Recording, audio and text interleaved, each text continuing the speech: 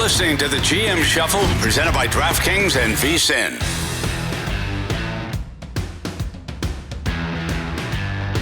And welcome back to the GM Shuffle, presented by DraftKings and VSiN. Dave Ross alongside our GM, Mark Dominik. And Mark, you get to the end of the regular season, you play 18 weeks, 17 games, and we all get excited for a wild card weekend coming up here as the second season begins. And yet it feels like the week is always, this week, right after the regular season, is dominated about who's in, who's out as GM and head coach. Is this just the function of the league that, like, if you're not a playoff team, we got to figure out why and make the changes to make sure we're not in this position this time next year? Yeah, you're spot on. You know, it's interesting. I think because we had a couple head coaches get let go during the season, this didn't feel as crazy as we've seen before, right? Six head coaching jobs. Still, sadly, we get to that number. I was hoping it would be a little less this year, but clearly it is. I also think that, sadly, we're going to be looking at 8 to 10 next year. I just think it's going to be that kind of a year. But this one, we only saw 2 GMs, 6 head coaches that kind of got put into this lump of, toughness, where your organization's like decided to let go, make changes, and it's hard. The clubs that have made the decision to move on from a head coach and or GM, you think about the Jets or the Titans right now, they're in the middle of the hunt for the GM. Jets are obviously looking for the head coach as well. But when you start to put that staff together, Dave, it's not just the head coach you're hiring. You're hiring the coordinators and the assistant coaches, and what's that team look like? And so when you're in the interview process with these head coaches, you're like, well, who do you think is your defensive coordinator? Who's going to be your offensive coordinator? Who's going to call plays if it's an offensive guy? Are you going to still call the play? Like, what's all the dynamics? But then who are your positional coaches? And can you get those guys, those people to come onto your staff and actually be part of your staff? It all sounds good. Like, I remember doing an interview and I had a head coach interview, and he's like, these are my 2 coordinators. I'm like, you're not going to get them. And in my mind, I'm like, you're not getting those 2 guys up for those 2 teams. They're not going to come to Tampa based off where they are with the success they had. It's like, they're your friends. I get it, but you're not pulling them away. So you've got to understand, I'm hiring a head coach, but I'm also hiring, head coaches at each individual room, and how important it is for that, defensive lineman to feel like that D-line coach is a good coach that's making it better is critical. And so it's not just what we see on the outside. It's everything in between. And then you think about the teams maybe that didn't do anything, right? They didn't have the great season, but they didn't have the disaster season. Ownership decided, hey, look, we're going to go through this one more year. We're going to see what happens. You could think of the Giants. You could think of the Colts. You could think of teams that are like, I'm not sure what's really going to happen. Well, right now, what they did over the last month, I guarantee it, and what they're doing going forward is they're really self-evaluating to the team and looking at the 10 to 15 areas that work. Can they improve this football team in the offseason, and ranking them accordingly to make sure that they're taking advantage of or taking the necessary means to get ready for that. So they're busy in deep studies. Dave, people always said, like, as soon as the season's over, they're like, must be nice to get a break. I'm like, this is when it's go. There's nothing break going on in the National Football League, especially for a GM. I mean, the Hula Bowl is going on right now, right, in Orlando. So, there's a lot of scouts down there. There's obviously a lot of agents, a lot of players. There's, everybody's in Orlando doing the Hula Bowl. We're a week or 2 away now from, obviously, East-West Shrine game. Senior Bowl's right around the corner. You think about a club, if you've got a Pro Bowl player, how you're handling that. Playoffs are going through the process. So you're watching that from the side, even though you might be on the sideline. And then the combine's 2 months away, like less than 2 months away. So your draft board, like you're going hard in a draft board, but then I think people forget you got a pro director department too. And that whole thing is they're looking at, which practice squad guys do we want back or taxi squad guys do we want back on our team? But let's start going through free agency meetings, right? Because that's a big piece of it too, especially where the salary cap has exploded, right? There's so much more money out there available that you've really got to take your time, go through each player individually and see how do they rank on my roster, something we could talk into. It's fascinating because I think people go, oh, yeah, Mark, right? Oh, this is time for the Dominik family to take a nice vacation. No, there's no vacation. We got to go back to work here. And that's what a lot of these GMs are doing. I know we talked about the 3 interim jobs that happened in the regular season, of course, with the Jets and the Bears and the Saints. And then, of course, we saw right afterward, Gerard Mayo got let go on last Sunday. Feels like 10 years ago in New England already. Mike Vrabel's interviewing for that job today. And we saw Jacksonville. And the last one was the Raiders. To let go of Antonio Pierce there. And we know Tom Brady, who's broadcasting year 1 with Fox, but he's also a minority owner. And so we know that he's going to be at least involved somehow in what this new head coach search looks like. Tom Telesco, by the way, is still the GM there, which is always an interesting I don't know if it's a power struggle or not, or how that dynamic is working. But how different will this job search be with Brady, or will it be any different with Brady now somewhat in the equation? I think it's helpful. I know it sounds like it might be more like confusing for Tom Telesco and for Mark Davis, but the one thing that Tom Brady got to do this year, which is critical, is he's been in production meetings every week getting ready for the game. And when you're in those production meetings, we would take him downstairs, put him in a dining room, close the door. They'd bring in the head coach, coordinators, players, and they're just asking questions. But Tom got to really get to know coaches. He knew some coaches, and he's got a reputation, but he got to really kind of dig into coaches and like, what's this person about? What's this person about? How do they handle themselves? What kind of questions they ask? So I think that was really actually helpful information that Tom's going to be able to bring into that conversation. And I think, will Tom sit there and go, this is the guy? I don't think he'll go that route. I think Tom will just be more on the sideline going, here's what I know about this person. Here's what I heard about this, or this is what I learned about this person. I think Tom Telesco sounds to me like he's going to probably be really kind of running this through the Raiders and kind of a support staff around him. But I think this is a chance for the Raiders to get a massive type of not a reset. I hate to say that, but this is a kind of a roster that's really kind of in between. And they ended up just good enough, just bad enough where they might not be able to look to the draft and be able to make a play. There was a lot of debate on whether they should have last year, right? There was some whispers from Antonio Pierce's camp that Pierce was sitting there going, "Hey, look, we need to make a move and go get up there." And it might have been the Telesco camp going, "No, one of the guys will be there." And boom, none of them were there. And they get stuck with, Brock Bowers. What a terrible situation that was. No, it's so, for the Raiders, they're in that middle of what do we want to do and what's the culture we want to bring in here. They messed up a couple years back, in my opinion, by not keeping Bisaccia. Rich Bisaccia should have been the head coach of the Raiders.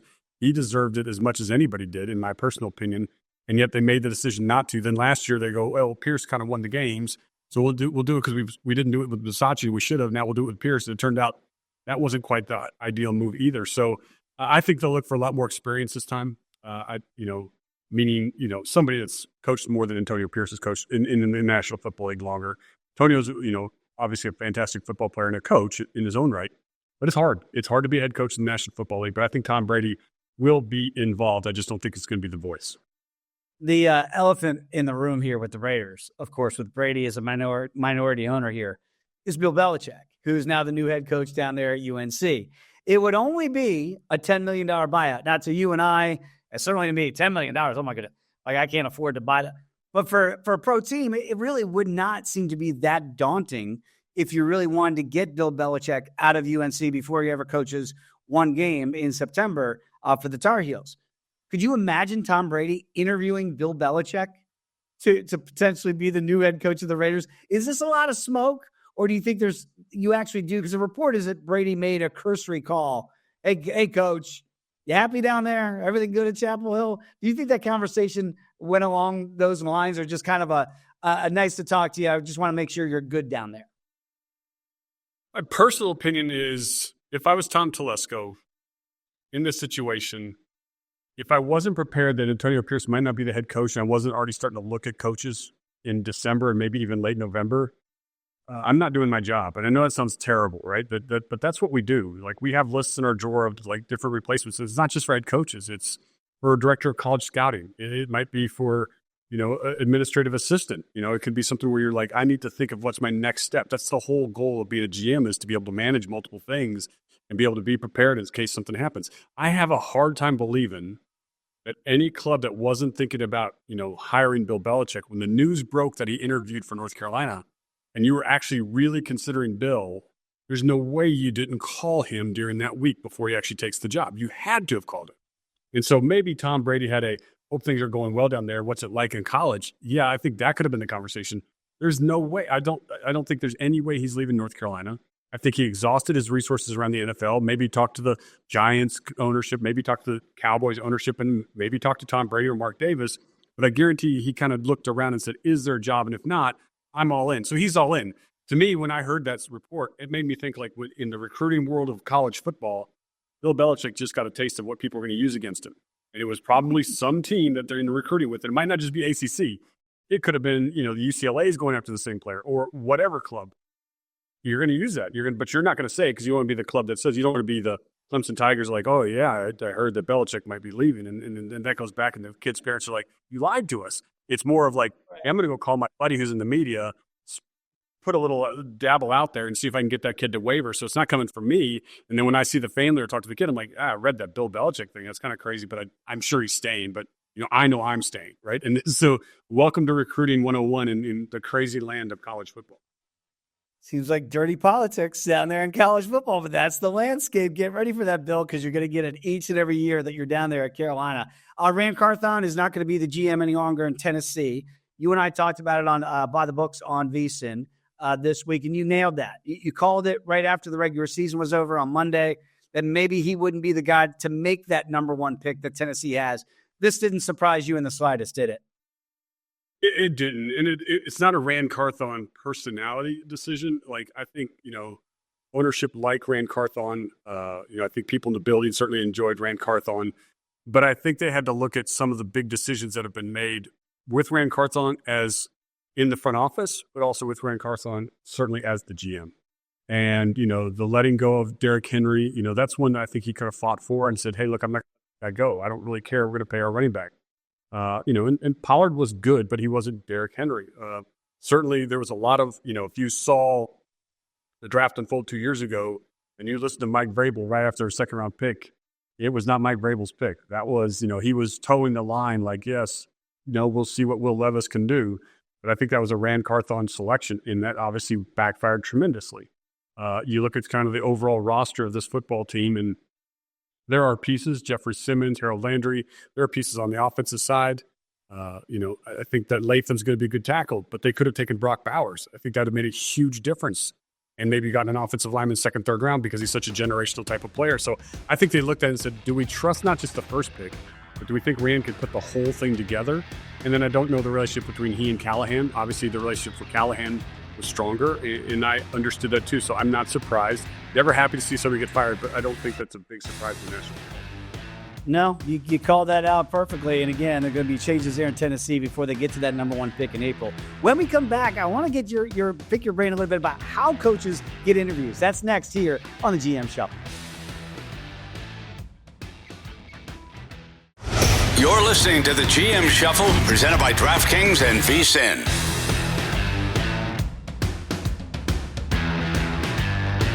We continue the GM Shuffle here on this Thursday, presented by DraftKings and VSiN. Dave Ross alongside our GM, Mark Dominik. And Mark, it's so interesting when you see around the league this week, everybody wants to talk to everybody, right? It's open season for all these assistants. What about teams right now, say the Dallas Cowboys? They still have a head coach in Mike McCarthy. Now, his contract's set to expire rather soon here as we get into January, I believe next week at some point. The Chicago Bears reportedly called up Jerry, maybe Steven, and said, hey, can we talk to Big Mike? And the Cowboys said, no, you cannot. How does that dynamic work, Mark? Like, if you allow that conversation to happen, does that mean that our coach is open to leave? Like, when do you say no? When do you say yes? And what's the right protocol? Yeah, I think that was a clever use of figuring out what's going on in Dallas. I think also that could have been, used by, obviously Mike McCarthy's agent who said, hey, look, put a claim in there. I got to find out what's going on. And, as soon as Dallas said no, that basically has told me that Dallas will figure out how to have Big Mike as their head coach going forward. I think it's whether it's a 2, a 3, or a 4-year deal. I don't see a 1-year deal at all in this situation. And I don't think Coach Mike would take a 1-year deal, especially if you could go interview with the Chicago Bears. But when it's blocked or denied, you're basically, surrendering, waving the flag, I think, in Dallas, saying, yeah, this is our head coach, and we're not moving on, and we're not going to take that chance. And so I think they're in the middle of the negotiations. I would bet before the end of next week that we see that, Coach Mike is the head coach, that the Dallas Cowboys have come to an agreement on a deal. Could even be as early as this weekend. I would think that that's what's going to happen. I think they want continuity. I know Jerry Jones really, really desperately, Steven, of course, but Jerry understands that Father Time's ticking, and he wants to be back up on that stage in the worst way. And I think when you sit there and say, hey, look, I'm going to change everything, I think they were comfortable with Zimmer. This is a Dallas team that went through a lot of different injuries, a lot of different spots, very frustrating year across the board for the organization. But I still think that they look at this team and say, in 2025, can we still have a chance to keep this thing together and build a championship? And I think they do. I think they feel strongly about that. And I think that's why I think we're going to see continuity. But yeah, I mean, I loved it that the Bears did that, but I think that was more showmanship and more of like trying to get to the bottom of it than actually the Bears thinking we're going to actually hire Mike McCarthy. And Micah Parsons said we're winning the Super Bowl next year. All right, Micah, I like where your head's at, but part of that continuity would be retaining Big Mike. And then again, you're right, the domino effects there with Mike Zimmer as the defensive coordinator feels like it'd be silly to move on from that process right now that you started last year replacing Dan Quinn. If I'm a Cowboy backer, which I am, as you know, I think that's the right course of action. What do I know? I have no say in this thing whatsoever. But I think that's the tea leaves if we're picking those up from Steven and Jerry Jones, that's for sure. Everybody wants to talk to Ben Johnson. We know he's got 4 teams right now hot on his tail. That would be the Bears, the Patriots, the Raiders, and the Jaguars. And all 6 teams that currently have head coaching vacancies reportedly have interest in the DC in Aaron Glenn. Okay, if you're like the Lions and we're trying to do something we've never done, which is win a Super Bowl, and you're Dan Campbell, you got a bye week this week. But Mark, everybody's calling for my coordinators. What does Dan Campbell do? Like, how does he say, yeah, Aaron, yes, Ben, I'd like you guys to move on one day, but can we play the playoffs first? Like, how is that going to work out with these hot assistants in Detroit? Yeah, I think when we hear about these assistants and their interviews over Zoom and be able to talk to these other clubs, there's another interview going on, and that's Brad Holmes, the general manager, is walking down to Coach Campbell's office or vice versa saying, what's our plan of attack? And who do you think about promoting, Coach? Who do we want to go from outside, inside? Who is the next person just to be able to get things prepared? And not that I'm going to go reach out to that coach yet or anything, but I want to be able to grab that coach pretty fast and say, if we're going to lose Ben, here's our offense coordinator, and maybe it's internal, like that kind of thing. Or if it's not internal, then I think it's up to the GM, Brad Holmes, to start calling around a little bit and go, hey, look, we realize we're going to lose, our offensive coordinator. We like some of these positional coaches that are at other clubs that we think could be a really good fit for us too. So you start to call those agents and say, hey, look, let me just see what happens here. Obviously, Ben's a hot ticket. We don't know what's going to happen, but I think I'd like to possibly talk to your client. Would they have interest in being Detroit? So you're setting your own board as you're worried about losing guys on your own roster. I think the other part of the puzzle is for Ben Johnson, especially for Aaron Glenn, when all 6 teams say, hey, we want to talk to you. You got to kind of whittle that down. And that's not the coach that has to do that. I mean, the coach has to do that from a standpoint of look at the overall picture. Start with ownership. What's your thoughts on ownership? What have you heard about that ownership group or committee or person, whatever that is? Then it goes into what do you think of the roster? Like, specifically, where's the quarterback situation, right? We all know it's the lifeblood of the National Football League. You draft the right quarterback, you have the right veteran quarterback, whatever, you suddenly become a really good head coach, you suddenly become a really good GM. You have a bad quarterback and you don't have the right one, you suddenly become unemployed. It's just that simple in the National Football League, right? So you've got to look at the quarterback situation and say, hey, look, do I like it or is it fixable? Like, you can look at the Saints and go, I think they're going to keep Derek Carr. So now what do I think of Derek Carr? Because I can't imagine them, in my opinion, letting go of Derek Carr. He had a pretty good season, even though he had injuries. They didn't have Chris Olave there all season long. It's not that bad of a situation where I think Derek Carr could make us competitors in the South. And so maybe I look at that, or I'm looking at, obviously the Tennessee Titans. Well, not the Titans' job, excuse me. I would look at the New York Jets. What am I going to do at the quarterback's position there? Or other things like, do I like Caleb Williams? Is he the guy I believe in? Do I love Drake May? Do I believe in him? So you're evaluating the tape too to kind of get a sense of what's that look like. And then you're looking at the personnel part. I talked about, obviously, the Titans are keeping their head coach. So the only GM head coach is the Jets, right? Everybody else, the new head coach is going to come in with the GM that's in place. What have you heard about that GM? Could you work with that GM? What's the background? So Aaron Glenn's got to be doing all these different things, talking to his agent and kind of putting his list together of like, here's my top 1 to 6. And let's kind of now, I need you to call number 1 through 6 and find out who's really, really interested, and find out exactly, and this is a candid conversation I have with the owner or with the GM. If I'm the agent, I'm like, hey, look, I know you've got this, this, and this. Why are you interested in Aaron? Like, so you've got to really dig into it to help Aaron Glenn sort out what's the real interviews. What are some of the ones where they're just kind of, feeling, I don't think it's a Rooney rule because I think Aaron Glenn absolutely deserves to be interviewed like that. Oh, yeah. Through all 6 clubs. But I think it's more of like for Aaron Glenn to be able to focus on what he's trying to do, like you talked about. It's not just, they want to win a Super Bowl. They've never been to a Super Bowl. So it's a chance for them to actually fulfill their dream in the next 2 weeks. It's going to be fascinating. And again, Ben Johnson was the hot guy last year. turned everything down to stay in Detroit. We talk about why a lot of coaches get fired after 1 year. Maybe that's going to help him if he does, in fact, leave. He might not leave. I mean, that's a real possibility too. But we talk about this a lot. And I feel like retread is this put down that we've had of these head coaches in the NFL. But it seems like their quote-unquote retreads do better the second time around than certainly they do as first-time head coaches, hence the retread, right? Steve Spagnuolo is going to talk to the Raiders and the Jets. They want to talk to him, right? We're seeing Mike Vrabel, who had a good stint in Tennessee, but it would be a second opportunity. He's going to interview with the Patriots today. Rex Ryan, pretty good run in New York the first time around with the Jets. He's already interviewed again for the Jets again, which would be really bizarre if he went back there. Robert Saleh, former Jets coach, now going to talk to the Jags as well. So what do we make of that? That is what is old new again in the NFL? And they go, yeah, just because it didn't work out the first time doesn't mean it won't work out the second time. Yeah, I think you got to look at the circumstances around that coach. You got to understand that coach went from being a positional coach or maybe a coordinator to jumping into the head coaching role, and what that all entails, because it entails managing 20 plus other coaches. It entails managing the video department, everyday communications with the trainers. As a coordinator, you didn't do all this stuff. It's every day there's a press conference. You didn't do that all the time, even like once a week as a coordinator. Now it's every day. It's, hey, look, the player got in trouble off the field. The coordinator's like in bed sleeping. You're the head coach up on the phone with the GM going, what are we doing? And so there's so many things, let alone setting draft boards and free agency meetings and everything, because now you're not just in charge of just half the draft board because you're the offensive coordinator or the defensive coordinator. You're in charge of an entire draft board, and you're really making the decisions with the GM. So it's a lot. It's a lot. And, same thing for GMs. You are a scout for the most part. Most GMs come through the scouting world. All you did was 95% scout and 5% administrative stuff. Then you become a GM and you're really almost like 40% scout, 60% administrative stuff.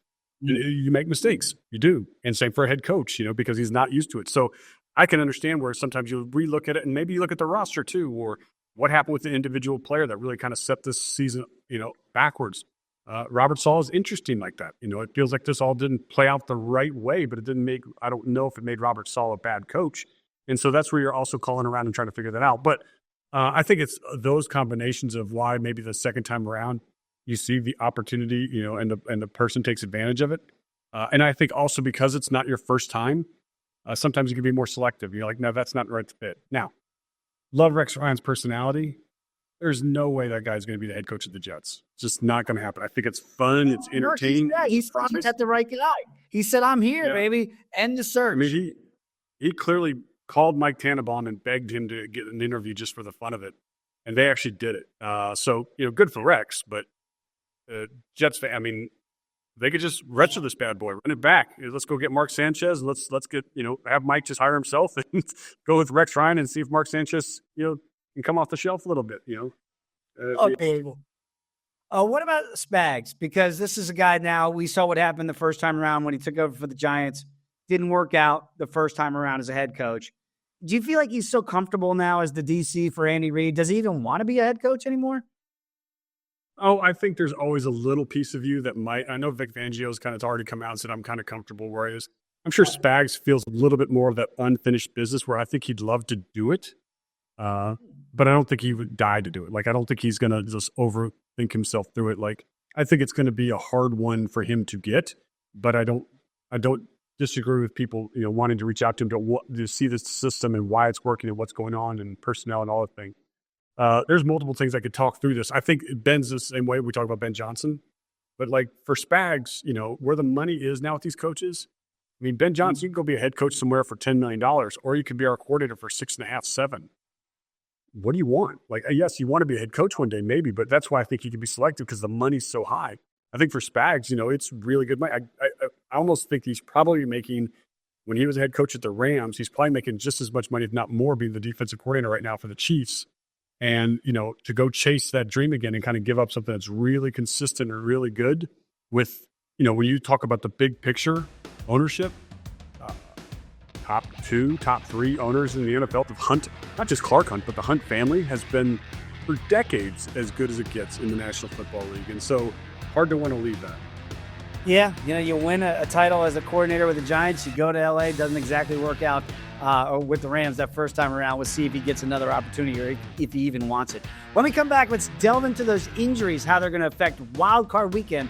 That's next here on the GM Shuffle.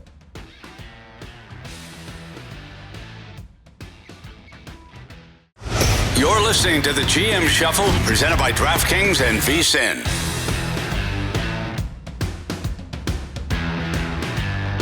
We continue the GM Shuffle. Mark, Dominik, Dave Ross coming at you here, presented by DraftKings and VSiN. And Mark, we know now it's just Wild Card Weekend. We got rid of the Super for whatever reason, but now it's just back to good old Wild Card Weekend. We have some injuries that certainly could play into the handicapping of some of these games and the outcomes. That's for sure. Jalen Hurts, as of our conversation here on Thursday, still has not cleared concussion protocol. It feels like he's in the late stages of it.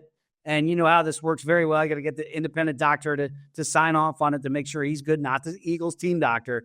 And conversely, it looks like Jordan Love, maybe that elbow, the funny bone, and didn't have feeling in his pinky last week against the Bears. Which one of those two injuries would concern you more going into that wild card game on Sunday? Yeah, I think if I'm, sitting there with, the chair in Green Bay or the chair in Philly, I think I have a better sense in Philly right now what's happening in terms of the independent neurologist and going through the concussion protocol. I've had time to, I'm sure they didn't rush Jalen through this. They took their very much sweet time since they didn't need to play him anyway. They wanted to make sure that he's right. I think Howie Roseman, the GM, there's probably got a very good sense of what's going on with Jalen. I think the key thing we've not heard coming out of Philadelphia is the word setback. That's kind of the danger word that you're looking for at either one of these clubs. It might have had a minor setback. There's still uncertainty because you're trying to prep, everybody to realize he's probably not going to play. Even though you may not want to give that information out to the fan or to your opponent, the game's the game. And so you're trying to set expectations across the board, even for your own team, that they read it and go, okay, we're maybe going with our backup quarterback. I think the more tricky one is a little bit trickier in Green Bay because injuries just happened and because he was numb in his pinky. And so, I think maybe he hopefully just got a pinched nerve or ulnar nerve got impacted for a second or popped or something like that. And that caused the numbness in the hand.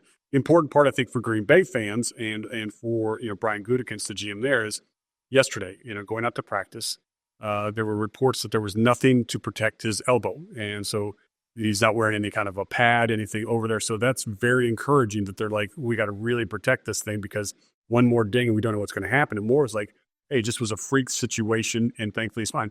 In addition, they talked about him gripping the ball and throwing the ball. And, that's all you want to see is can you get a natural grip on the football? What's that feel like? And yes, he's going through a ton of rehab right now. We even apply needle therapy, different things that help him through, where he sits. But that one's a little scary because it's just a little newer. Right. I think both guys will go. Again, you haven't heard the word setback in Green Bay. I think you felt that yesterday a little bit more we're going to wait a day. He's not going to go on the field yet. We're going to take another day. That's concerning. We didn't see that. So, I'm encouraged that we're going to see both these quarterbacks go out there in a great wild card matchup.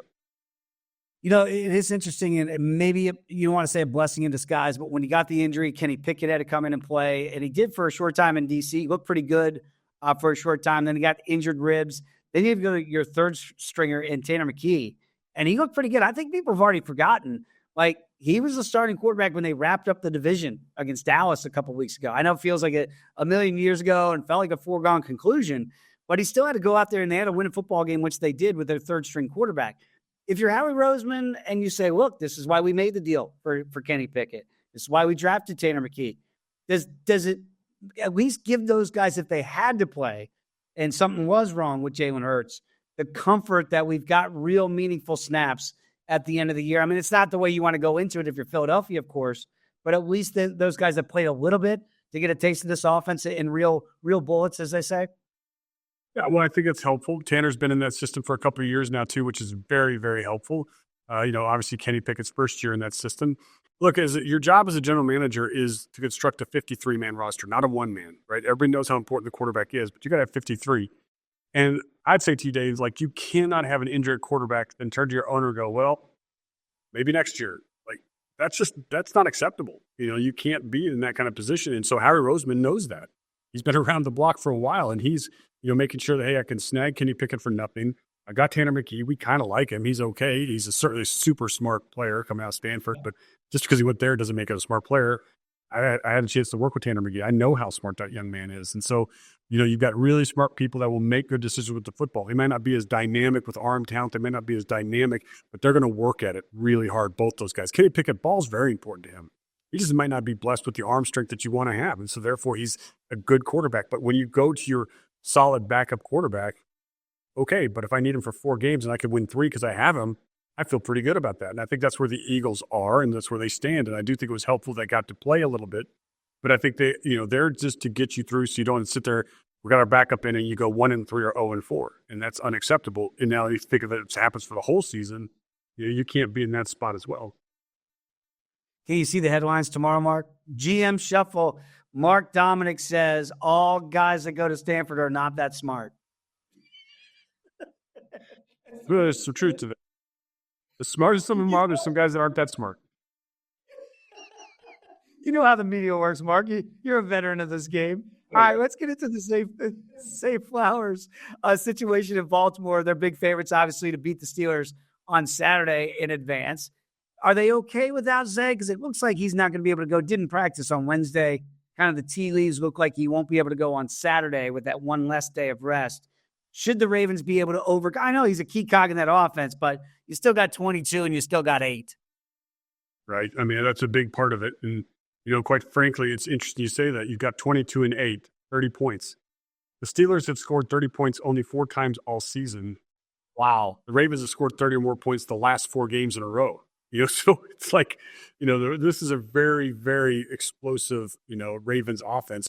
Zay Flowers is a great football player, and you got the Pro Bowl for a reason, right? He's an impact player on the football field. They're going to miss him. But Rashad Bateman has played really consistent this year, much better than I've seen him play before. And that has been a really good, outlet for them to still be able to go vertical and push opponents down the field. I think this also still opens up Isaiah Likely more. I think Mark Andrews, the tight ends are going to become more in play in this game maybe than before because of the injury, obviously, to Zay Flowers. But, it looks to me like you're right. I don't think Zay Flowers plays, but I don't think it slows down 8 and 22, and I don't think it stops him from getting 30 again. I think your point about building a roster for 53 shows itself in situations like this, that you've got depth at the receiver position and or tight end position to help mitigate that loss of Zay Flowers over 1,000 yards, obviously, this year as a receiver for the Ravens. There's one guy out there, sometimes you look at these injury reports and you go, oh, right, I forgot about that guy. Amari Cooper looks like he's back for the Bills and should be able to go against the Broncos here in their wildcard matchup. Is that a guy that you look at that say, hey, he might have been underwhelming since his trade to Buffalo, but they really got him for the second season, maybe not the first? Yeah, I would say he's definitely been underwhelming since the trade. The funny thing is when we saw receivers get moved around the National Football League and, DeAndre Hopkins is a Jet and, or Devontae Adams is a Jet, excuse me. You see the different moves. I actually thought the Amari Cooper was going to be the biggest one. I actually thought that's going to be the big move that Buffalo has because they have really good receivers already. Now you add another. They've got 2 really dynamic tight ends, and now they got, they obviously have a really great running game and Cook.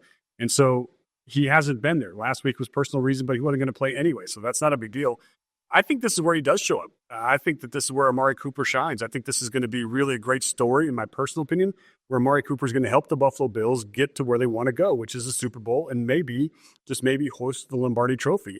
I think that's a real possibility, and I'd like it because I look at this game against the Denver Broncos, and, Amari Cooper is going to be very dangerous for them on 3rd down. I think that's where you're going to look at Amari Cooper a lot, and you're also going to use him vertical jump ball, one-on-one balls down the sideline. You've seen it in Dallas. That's been his bread and butter, is go to win those kind of throws. And Josh Allen is going to have to throw some of those deep balls to get this defense off of him because, remember, they're going against the number 1 sack team in the National Football League.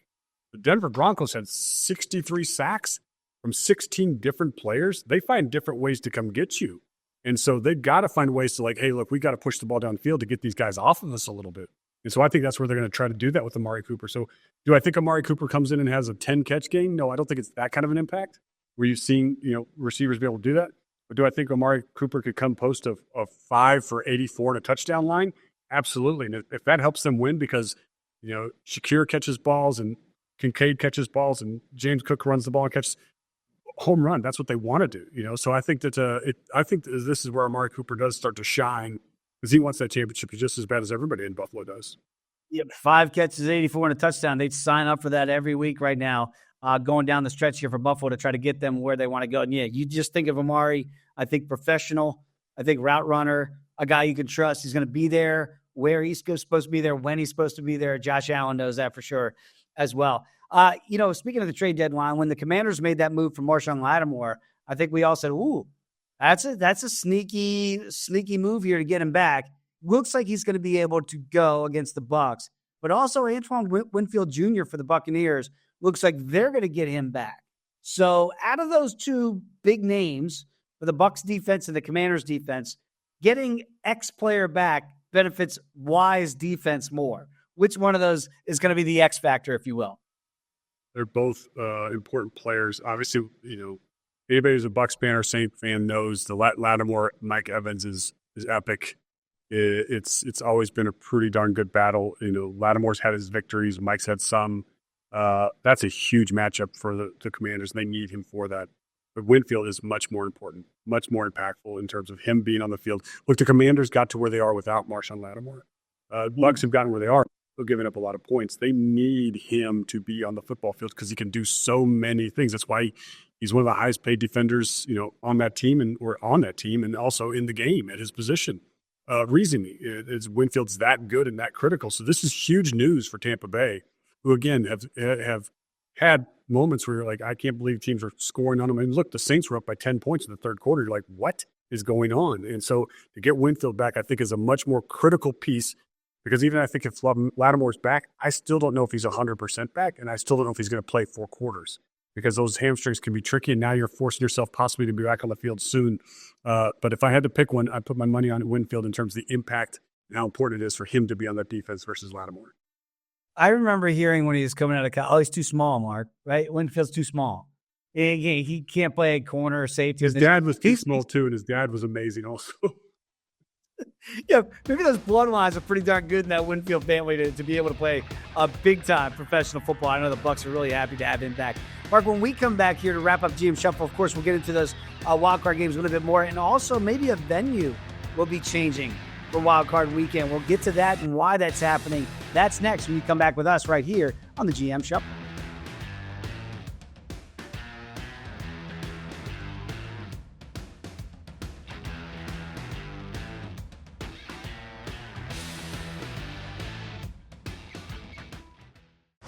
You're listening to the GM Shuffle, presented by DraftKings and VSiN.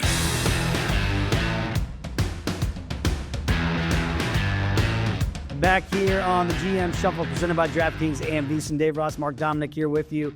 And Mark, the last game on Wildcard Weekend will be Monday. Now, it was slated, and still is slated as of this conversation, to be in Los Angeles. But we all know what's going on there with the wildfires in LA. And, you look at it and you go, how in the world could they play a football game come Monday night, right, with what's going on there currently?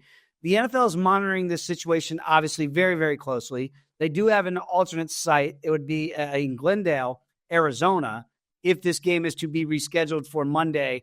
But you believe they got to make that decision kind of sooner rather than later, obviously. How does that work? We've seen this before with hurricanes and inclement weather in Buffalo. They moved a game a couple of Thanksgivings ago to Detroit. Ironically, there was less snow there. But, we've seen this before. How does the league go about this, and how do the teams prepare for maybe a new venue? Yeah, I mean, every team has their own travel department in terms of, the people that come scout, advanced scout, the upcoming opponent, the game, which hotel do we want to stay at, the meals, the food, everything, the hotels, who's in which rooms, getting the keys together, itineraries put together. Every team has that. And that team right now, I think for both the Minnesota Vikings and the Los Angeles Rams, are sitting there going, okay, we got to get to Scottsdale and figure out exact logistics if we move the game there. Let alone are they looking as assuming they're winning the game, they're getting prepared for the week ahead. So it's double whammy time for those organizations to get themselves ready for this. I think the league is going to want to let the Vikings know by the end of day tomorrow. That way that they can get everything shipped to the right locations, get everything on the plane, get everything going, because they're obviously going to take off on Sunday to get to wherever they got to go. I think this comes down to containment of those wildfires. Where do we sit in terms of which ones are contained and what are near the stadium, and what's not contained, and how far away it is from the stadium? So I think we'll have a good sense of this, and I think the league, could they push to Saturday?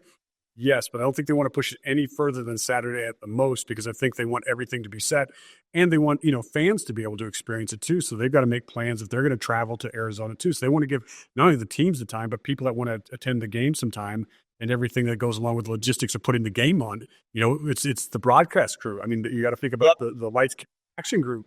They've all got to be relocated and get everything set up in the stadium to make sure that they can run the show the way they want to run the show. So I think this is more of a Friday, Saturday decision. It's a lot of heavy lifting for maybe no reason at all. Let's hope it's for no reason at all. Let's hope that these fires get contained. But this just shows you the readiness of the National Football League and the amount of scrambling the clubs are doing, where, the coaches are just coaching. They're trying not to think about it. The players are just playing. But then there's all these people behind the scenes trying to make sure everything comes together smoothly so your team's not distracted during this process. We talk about the advantage of a home field advantage, right? You play all season to win your division like the Rams did. And the running joke is it's LA, it's a transient, football town anyway. But if you did move the game, is that a massive disadvantage to the Rams, just losing the home game and the logistics of it? And for the Vikings, is it as simple as we're just switching the destination, but you might be switching from turf to grass? And I wonder if there's an advantage for one team or the other, if that happened. Yeah, it's tough. Again, the unique thing about the Rams this year is they're 7-0 when Matt Stafford is not sacked. 7-0, facts, right? But the Vikings get after the quarterback, and so that's really what this game comes down to: is can the Vikings get home with their pass rushes and their blitzes that Brian Flores has created? And I think that's going to be interesting to see. I think if it goes to grass, as much as that's supposed to slow you down, I think that's an advantage for the Vikings still because of Puka Nacua and probably Cooper Kupp and what they can do in terms of run after the catch and how dangerous they are. Maybe they're an ounce slower than what they were before when you're on AstroTurf. It's close. You'd like to think for an offensive line, you would be better on grass than turf because that would slow down the defensive line, that kind of thing. But I think the difference here is, you can pressure up the middle on the Rams. I think you could be very, very physical with them right up the gut. And, that doesn't help you on AstroTurf or grass. In fact, I think it makes you a little bit better on grass because you can get a little bit better of a push off the ball. So I think it's a lean towards the Vikings in terms of, grass versus turf. And I think for overall feel, I think it becomes more of a game that's played in London where, fans are going to show up, but it's not going to be overwhelming for either side. It's going to be people that just want to go watch a playoff game, and some of the travel might be a little bit stronger, but I don't think that that's going to change a big difference. I don't think that helps the Rams anymore, but I don't think it really hurts the Rams that much either.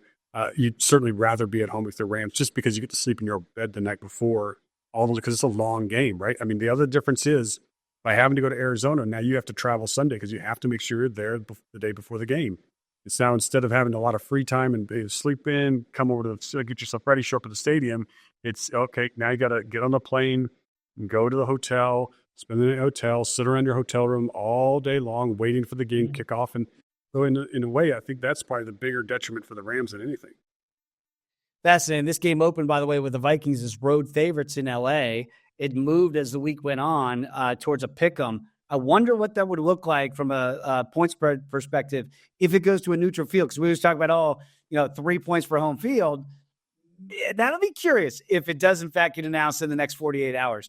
Chargers are road favorites at Houston, and the Chargers are the 5. Houston is the 4 by virtue of winning the division 2 years in a row.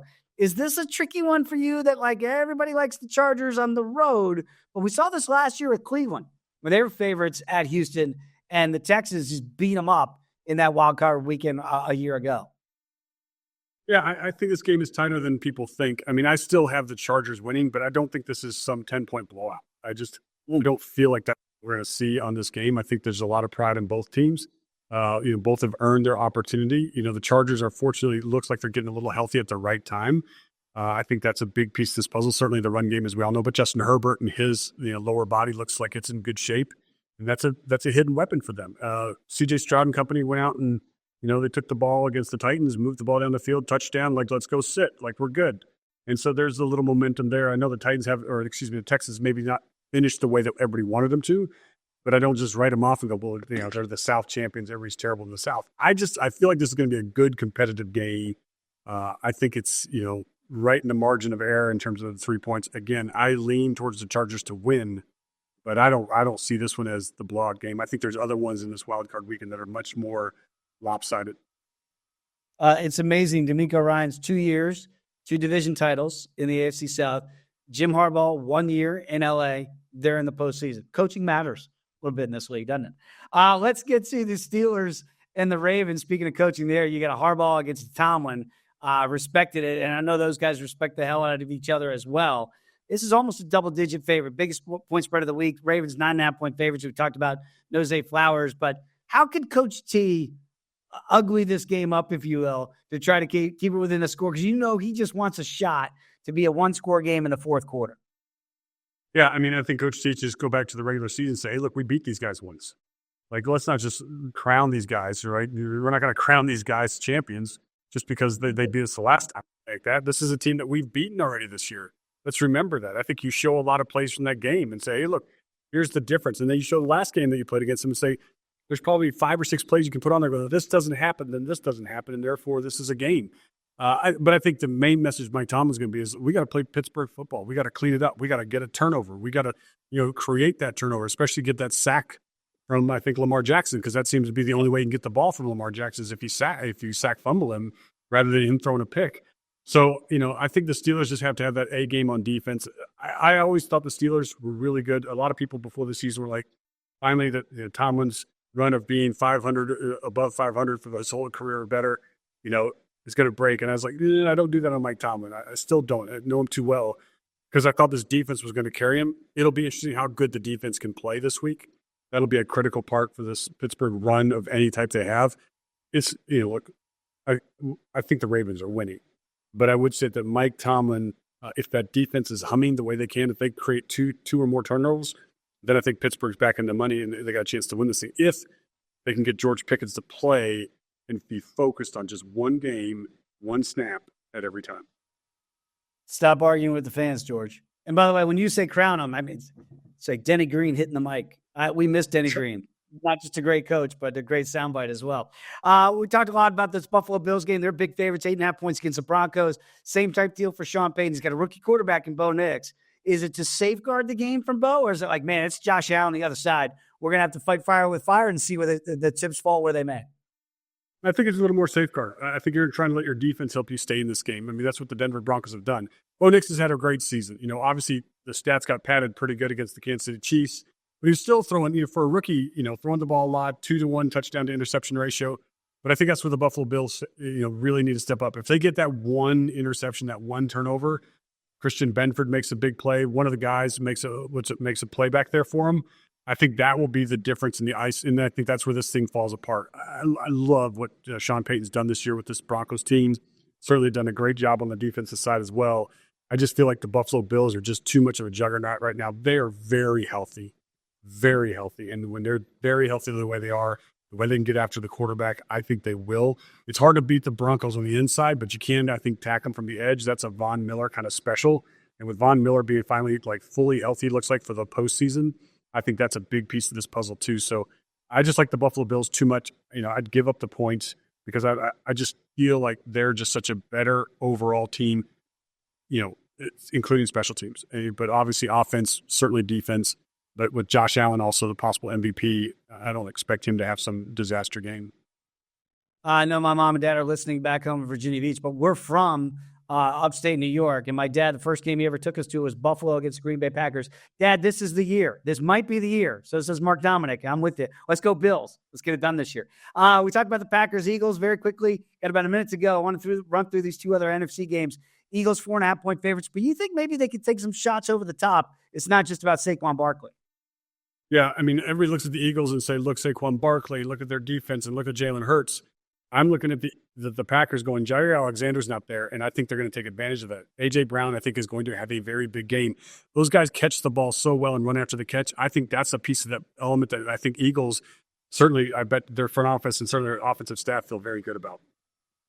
Buccaneers, 3-point favorites against the Commanders. We talked about Bo Nix. Jaden Daniels in the spotlight for the first time. How do you think he fares? Well, the Bucs really struggled stopping Jaden Daniels running the ball, in the first game, the first game of the regular season. But also Cliff Kingsbury had Jaden Daniels barely throw the ball. He threw it, but not like he's been able to do over the last half of the season or basically the whole season. So this is where I think we're going to see Jaden Daniels really open it up in terms of throwing the ball around the football field. It's going to make for a very great game. Might be the best matchup for this weekend. Can't wait to discuss it all on Monday here on the GM Shuffle. So for Mark Dominik, I'm Dave Ross. Enjoy the games, everybody. We'll see you on Monday.